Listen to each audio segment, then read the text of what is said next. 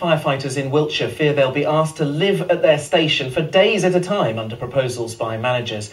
The county's chief fire officer says he must cut nearly £2 million from his budget. Frontline fire crews will be reduced and equipment mothballed. The Fire Brigades Union says it's the biggest change for 70 years. Jonty Messer reports. We've got a real issue with the fact that they want to decrease the number of whole-time firefighters. Union reps say these crews are no longer just fighting fires, but also fighting cuts coming their way. These cuts for Wiltshire are the biggest changes this brigade has seen for nearly 70 years. This affects all aspects of the service, the retain the whole time, the way we train, the way we work, our family lives.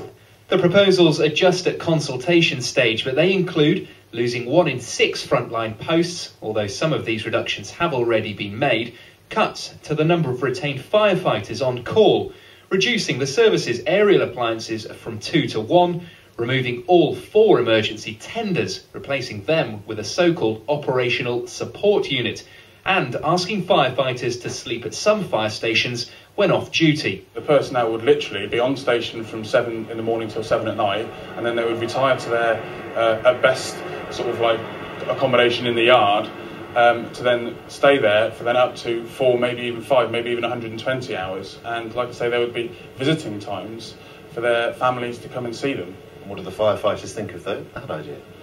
It's just atrocious, really. The Chief Fire Officer says he must cut his budget by £1.8 million. He says some equipment costs a lot, but is used little. We've got 4 emergency support units, and for those 4, for the whole of last year, each on an average turned out 11 times. Now that is, I believe, a waste of public money. It's a waste of keeping those personnel, which could be far better used at the front end initially. And accommodation at the station. It's been tried elsewhere in Britain. The Chief Fire Officer says it works. What we're looking at is for them to be able to work during the daytime, and then they will be stood down within accommodation that we'll be providing. So they won't be working through the 96 hours full stop. And in fact, those services which are working it and the staff which are working it actually are very favourable with it, because it gives them that greater flexibility. They are self-rostering. The consultation continues until June.